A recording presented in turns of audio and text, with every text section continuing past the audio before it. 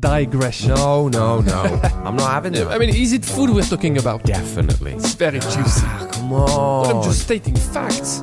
What were we talking about? Guys, you know me, I'm Alex, and I make food videos on YouTube. I'm Josh, and I edit Alex's food videos on YouTube. And you edit them very well, my friend. Oh, thank you very much. Together, when we are not flattering ourselves, we talk a lot about food. When we talk a lot about food, sometimes we agree, sometimes we disagree. Mm-hmm. One thing we always do, we digress. We digress a lot, and sometimes the digression actually takes up more of the time than the thing that we're supposed to be talking about to do with the edit. Not sometimes, all the time. Yes, I would agree, all the time. Yeah. So the latest digression we had was about baking and how baking and cooking are related. How baking is not optional. I don't think so. I think it's a necessary part of being a cook. So you like to bake, Josh? I do, yes. I do, I guess, sourdough bread fairly regularly, but I'll also do things like flatbreads, and then even taking a tangent off from that, I know it's not necessarily baking, but within the same realm, because it's to do with dough, it could be making noodles or making pasta, something along those lines. Yeah, so what about pizzas? Pizzas as well? Pizza, yeah. And actually, to be fair, the sort of sourdough and the pizza thing, for me, is very much entwined in that when I make a batch of dough, I use the same thing, and it just depends what mood I'm in. Do I want a loaf of bread or do I want a pizza? I got to be honest, quite often it's pizza. I do like my pizza as well, but I'm not going the sourdough route for pizza. I just do yeast bread. I thought you were only doing sourdough, and so I refrain from calling you a snob because you do daily sourdoughs. Very few people I know do daily sourdoughs. Well, but then you do sourdough pizza. Well, you're out of my league for sure. Look, it's born out of necessity. It's not out of a form of snobbery. Okay, then fine. That's more of a thing of trying to use up what's in, you know. No, but I'm kidding. I like this approach very much. I like baking as well. This is something I discovered, I would think, quite late.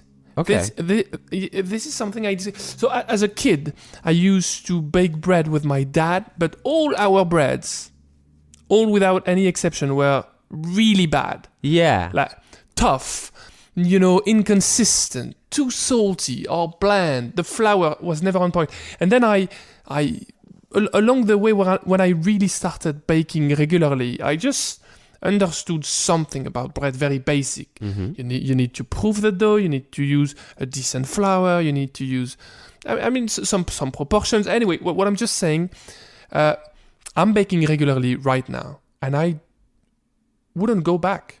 I think this baking has transformed me as a cook.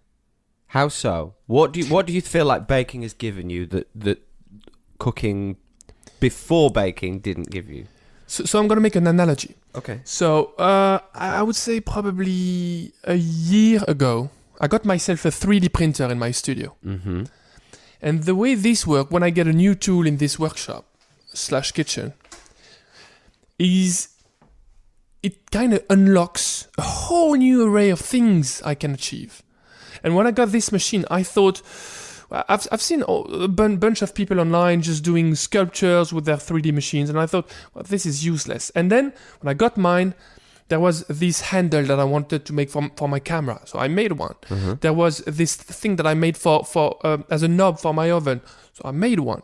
And then I started thinking, well, this apparently small thing just unlocks so many things that I can now achieve. It just gives me a new ability. And I can solve problems that were completely unsolvable before that. And I feel like with baking, it's a bit the same. If you don't know how to bake, life is going to be complicated in so many aspects. Yeah. Let's say you want to make ramen noodles. Well, if you've never made dough before, it's going to be hard to understand the difference between a dry dough and a wet dough. Yeah. Or why does flour really, really matter? I feel like, what's your point on this? When did you started baking, and how did it affect your journey as a cook? Well, I think probably in a very similar way, and I also have the same sort of childhood memories that you talked about, baking as a kid, or I remember as a kid doing a thing where I guess, as to try and get me into cooking, we made a pizza and we made the dough and, we made the pizza with like a smiley face out of olives or something, just to get, the kids interested. But I always remember eating it and thinking, why does this pizza have the texture of a biscuit? Why is pizza that I get from, when we go out, why is it completely different? And eating it and thinking, this is not a pizza. It's a biscuit with some sauce and stuff in it. So, and thinking, why am I choking to death with this biscuit?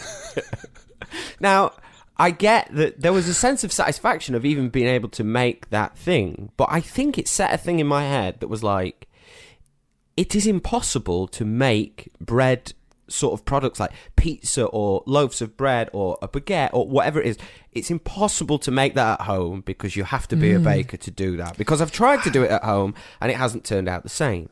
But what the actual truth was, I suppose, is when I started going, okay, I'm not just going to give up when I have a bad result. I'm going to push through that barrier and I'm going to learn by trial and error how to make good bread, good pizza, etc., etc.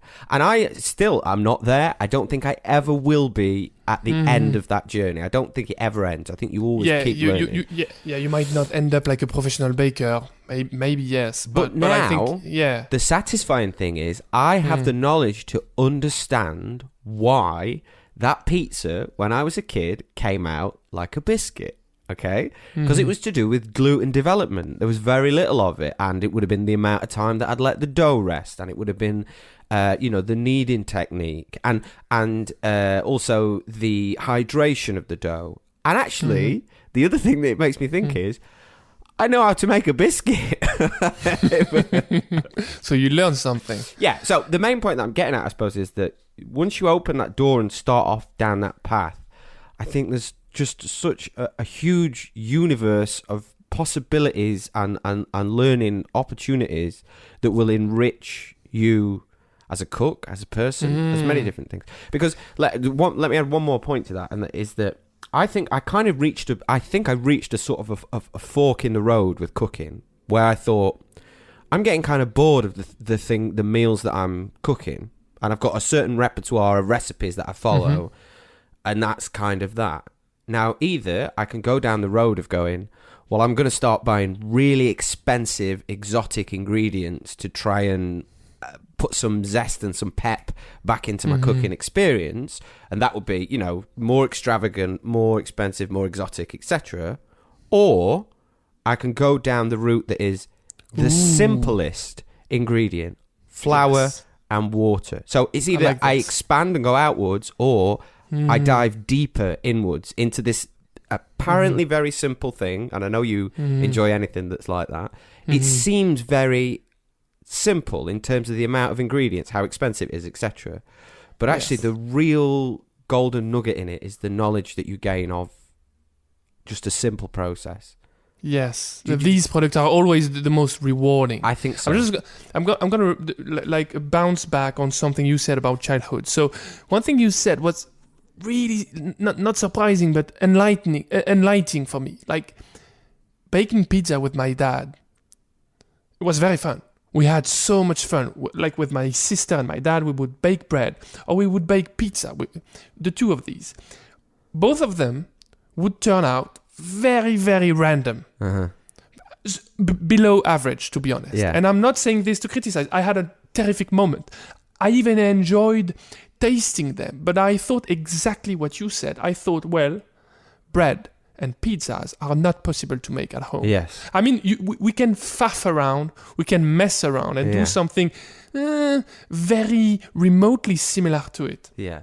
But we will never be able to do pizzas or to do bread. This is something that is completely exclusive to bakers and pizza makers. But then something funny happened, which kind of reinforced that sentiment. My mom started doing pizza at home just because my dad was inconsistent. Not criticizing, he was probably doing the best he could. But when we wanted pizza, he said, it's complicated. I gotta have flour, I gotta have water. We need to let it rise, even though I don't think he really knew the process. But it feels like it was complicated to get some pizza at home. So my mom said, okay, I'm going to make some pizza. Never mind. So she's a smart one. She was friend with the baker, with the local baker. She went to this guy and she said, instead of selling me a baguette, can't you just sell me some dough? Okay, the nice. raw dough equivalent of a baguette or two. The guy said, yeah, whatever, no problem. It's easier for him to do this. So he just gave this to my mom, and then she started baking those amazing pizzas at home. Wow. And I thought, Mom, this is just mind-blowing. Like fluffy, a bit like a Sicilian slice, or like a sfincione, like these big fluffy grandma pizzas. Yeah. Like with not tons of toppings, but like onions and cooked, reduced sauce on top, a bit of mozzarella cheese. And so it completely wiped my dad's pizza away for good. We never saw them back. Never. So to this day, I've never eaten another pizza from my dad. But then I thought, well, my mom just made the point even deeper. She said, we can't even do the dough at home. Not only can't we bake, but we can't even do the dough. It has to be done by a professional baker. So I had this limit imprinted, embedded, like encasted in my soul. I can't bake things until I started doing exactly as you did. I started thinking, F it. Yeah. I mean, I can try. I've been failing at everything in the kitchen, and then I've been recovering from it. Why can't it be the same with baking? Exactly, yeah. Do you know, it's very telling, actually, Alex. It says a lot about you that when your mum went to the bakers and then brought that dough home and then made pizzas from them, that it reinforced the idea that you can't do this at home, rather than you thinking, okay, well, I've done one stage of it at home, maybe I could do the next stage of it at home. What do you think it was that made you think that? Like, as in, because here's another thing that maybe I should mention. I feel like, and this is on guesswork, so you tell me if I'm talking out my arse, but it seems to me that in Paris, you've probably got a stronger culture around having a local bakery. Like, when I was growing up, I don't think there was a bakery that my mum could have gone to go and get dough from. That's probably related to that. There are 3 bakeries. So I was born in Paris, but then at some point we went to another city a bit further from town. And even though this was a small town where I spent like 10 years afterwards, we had 3 bakeries in a very, very small town. So, I mean, you've got bakeries everywhere. The competition is like ubiquitous in France when it comes to making bread, and probably they knew that if they refused to give my mom some bread, she would just source it somewhere else. Yeah, and I feel like I don't know the situation in the UK. I don't know how ubiquitous bread is. Well, all right. It's maybe not.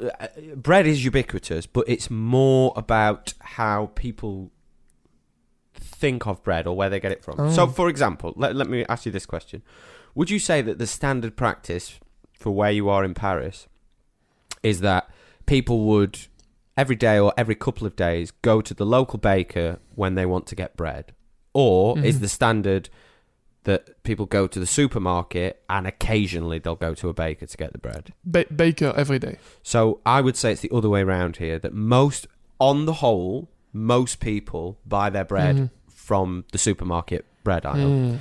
No, it makes sense. In France, so I would from time to time buy like a loaf of bread from the supermarket, but I will always feel guilty about this because I feel like I'm just being lazy. There's a bakery nearby. The bread is 100 times better than this place, so I shouldn't be doing. Even though bread in supermarket has improved a lot. Anyway, that's another thing. But this facing this childhood memory of mine was it's daunting.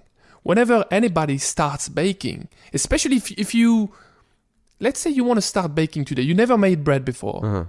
You only have memories. It feels like you have like memories of it being complicated maybe, and then you just look out for a recipe and you stumble upon all these fancy pants on Instagram, Yeah, man. showcasing their sourdoughs. Do you know what? I have been actually thinking about this a lot recently. In that, I kind of feel like there needs to be more. It doesn't have to be sourdough, but like there needs to be more bread recipes where the person who's watching it, who's never done anything before, you're getting a lot of instructions that are along the lines of just put this and this together, and don't worry if it's not exact. You maybe not get like trying to get the point across basically that the most important thing is to just go ahead and make that first loaf. It's not going to be perfect. Why would it be? It's not as if, if you've never driven a car before, you can't just get in the car and drive it, can you? Yeah, it makes sense. You have to learn. So the expectations are too high. Yeah, but this is the thing. I think, and I really think that sometimes maybe the sort of Instagram sourdough, beautiful, huge, open crumb structure, like culture, I think it stops a lot of people from baking, maybe. Because if that is the expectation of what your bread should look like, it's totally unrealistic for somebody who's never baked before to be able to achieve that.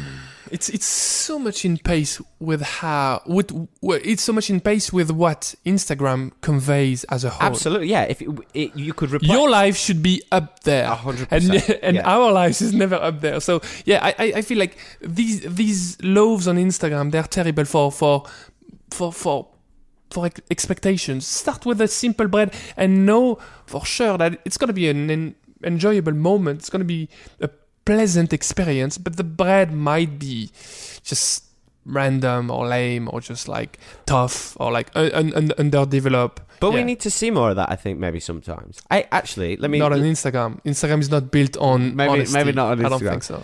Interestingly, so we're talking about this because you're on the cusp of doing videos around Neapolitan pizza. Mm-hmm. Okay? Mm-hmm. Now, you spoke to Kenji Lopez Alt. Have I got his name right that way, right? Yeah, I think so. Have you seen his latest video? It's called... I saw it. It's the... it doesn't matter, it's still a pizza. Mm-hmm. Did you see this thing? Of course I did. It's a very nice video. It's not a good YouTube video. Why's that? It's an amazing video that I enjoyed watching very much. But in terms of YouTube video, it's complicated, I feel. It needs more perspective on it. He needs to be sharing more than... Probably, yes. And I mean, I guess in fairness to him, it's more of a recent foray into that format of video and working it out. But the point I'm getting at is, I suppose, I like that he still put it out. Because there's a bit of me, as an editor for a YouTube channel, that I'm watching it thinking, don't put this out. Like, as in, do you know what I mean? Like, you're trying to show something. But then, actually, as soon as I kind of got over that, I was like, no, actually... This is really good that this is going out. And it does. I think it achieves a similar thing to what you're doing whenever you, when you hit a failure in the road on a journey towards learning something, and you think it's important that this is kept in there because people need to see that failure is part of success. Do you see what I mean? Yeah, for sure. And I'm not criticizing the video. I'm just saying I love seeing people failing, not just to enjoy this moment, but just more... Exactly as you said, it's part of the process. But then we need a bit more than just, I failed. We need to understand what happened. Then tell me more. Explain to me what happened. So it doesn't just remain a failure. It's something, just guide me through it. It becomes a very interesting story. And I started, exposing my failures on YouTube probably 2-3 years ago. And I was very surprised by the response from the audience. People actually like this. If you're doing your job, if you're explaining why and what you did right and what you did wrong, then people kind of embrace the story, I feel. Yeah. And I don't know. I like this video as well. I'm not criticizing because I like the video. And when I saw the title, I thought that's an interesting title. And I know he's been starting to make YouTube videos very recently, so I thought it's connected also to that. But yes, people need to see that for sure, 100%. Well, this guy who is an authority when it comes to pizza, he's been making so many different styles of pizza. He's a go-to source for legitimate information, even for me, for you, for anybody. He's failing. Yeah, So but that's amazing. I think this is very related to what we're talking about, though. I mean, I know it is pizza, so it is literally related to that. But with baking, I feel like more so than cooking, there's a higher margin for error. You're more likely to ball something up. You're more likely for something to come out of the oven and it hasn't risen properly, or you haven't got exactly what you want, and that's going to happen on a more regular basis. So I think maybe the thing that is sometimes intimidating for people is that in order to be good at baking things and working with dough, you have to embrace failure, and that's kind of daunting if you're not coming from if the position that you're coming from is, I just want to cook dinner, I just want to put a tasty meal on the table. I don't want to spend a whole day baking a loaf of bread that's terrible. But that's complicated. So I think it maybe baking, that's why it is almost, you can't force it upon somebody. They have to want to learn it. I understand. This makes very much sense, I think. It's like a self-experience. It's something you need to do for yourself. Yes. You have to walk the path of baking yourself. Yeah. Nobody's going to do it for you. And really, most of the time, when somebody's trying to convince you to bake, it's annoying. Because they are pushing their loaves in your face. I'm doing sourdough this, I'm doing sourdough pizza, I'm doing sourdough that. No, just jokes aside, I feel like I agree with you. It's a personal journey, but I don't think it's an optional journey for any cook with a bit of self-respect, maybe, or maybe just a cook that want to move forward, that just don't want to stagnate. If I guess what I was talking about is just people who are maybe thinking about dabbling in it. But I think if you are genuinely interested in food and you sort of are a cook and you want to be a better cook, baking will open the door to an entire universe of possibilities and interesting things that basically you can't ignore it. I don't think if you're a cook and you're interested in food, it will widen your horizons. It will open what is available to you. I think for me personally, more than anything else I've got into, the only thing that would come close to it in terms of what has pushed my knowledge forward is ramen and making ramen. And part of that is linked in to what you were saying about how some French restaurants have someone who is just in charge of sauces. Well, I feel like ramen kind of did that with me in terms of it got me into making my own stock and understanding about that sort of side of things. But there's also an element of baking to ramen, like as in making the actual noodles. To me, the working with the dough, understanding the hydration, knowing about adding alkalinity to change the consistency of it. I know you don't actually bake it because you boil them at the end, but there is dough involved. Yeah, or like to me, I feel like sort of, bread and pasta and noodles and all these things that are made from basically flour and water, they're kind of in the same family. Yes, so I'm getting transferable knowledge between all of them. Yes. So, in fact, what we're discussing about is not the mandatory aspect of baking bread. It's more like the mandatory aspect of being familiar with doughs in general. Yeah, I would almost think about it like this. If you think about making dough as a little bit like, this is a bit of a highfalutin analogy, but as a little bit like Latin. If you then look at like lots of European languages, they're all based on Latin. So sometimes you can see the same root words in Spanish, French, Italian. And in a way, when you're making... by the time I'd got to making ramen noodles, I'd already made lots of bread and other things. So there was a sort of fundamental thing there of like, okay, this is not exactly the same as making bread, but there are some things that I can see that are similar. And I already had started to understand about gluten development. So I was like, okay, I'm developing the gluten here. I just have to do it in a different way. It's also going to build some confidence. Like making that first bread might not help you as you just said, directly to make good ramen noodles. But at least you're not going to feel intimidated, because when you read how to make ramen noodles, it's just going to be flour and water. Well, I know that. I've been making bread. Yeah. So I'm not afraid of this. Or for example, so I've been trying to make a recipe recently with I can't remember the name. It's shaped like a little donut. I think it comes from the south of India, and it's made with black lentil.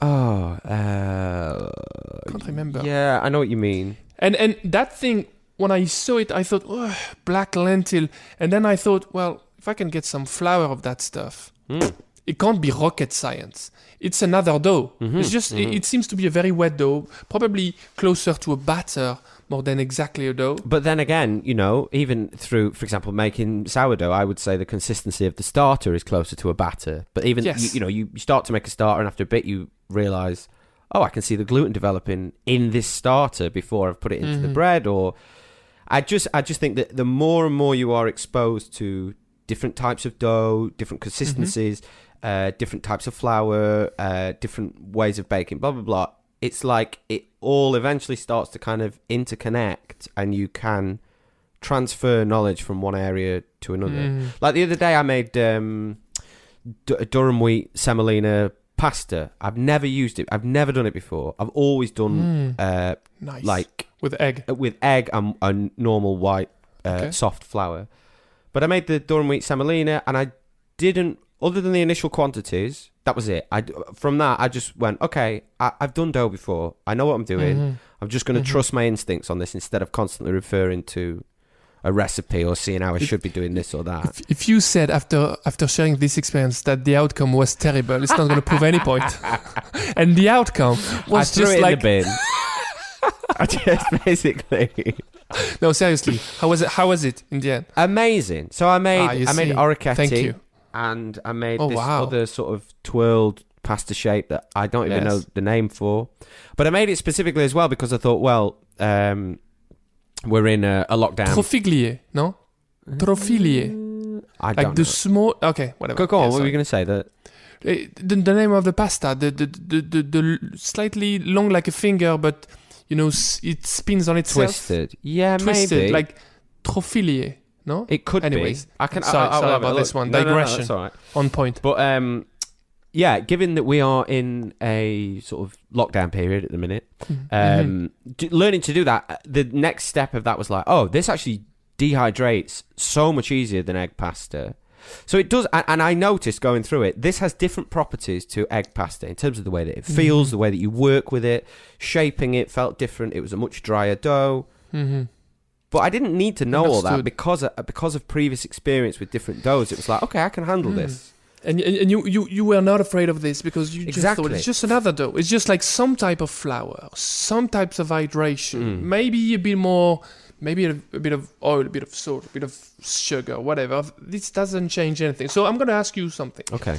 So let's say there's this guy, he's a cook. That person is a cook. And they want to start baking, but they're terrified by it. So what would be, in your eyes, the best way for them to start something? And I'm going to answer that question also as well afterwards. How specific? Okay, well, let me. Like what would be the first step? Let's say everybody has made pancakes somehow, so I'm going to assume that person has made pancakes. Yeah. But they want to step up their game as a cook. I would say just to make a simple loaf of white bread. I think the level of satisfaction that you get from that, and also the reason I'm saying white bread and not say pancakes, for example, is with pancakes there's not really any element of them rising unless it's like an American pancake with baking soda or whatever. The real joy, I think, that comes out of making a loaf of bread is seeing the chemistry in action, coming back to the dough after a couple of hours, and it's risen, and you're like, wow, that wasn't like that before. Yes. And then that point, that's cool. And then also after the shaping and then the second rise, when it comes out of the oven at the end, that's also the other point that you can smell. It smells like fresh bread. It's a real sensory experience, I think. And it's so... I know everyone is... You know, you see YouTube videos talking about how baking is rewarding. They're 10 a penny. But actually doing it, it does come out the other end and you're like, holy fuck, I made that.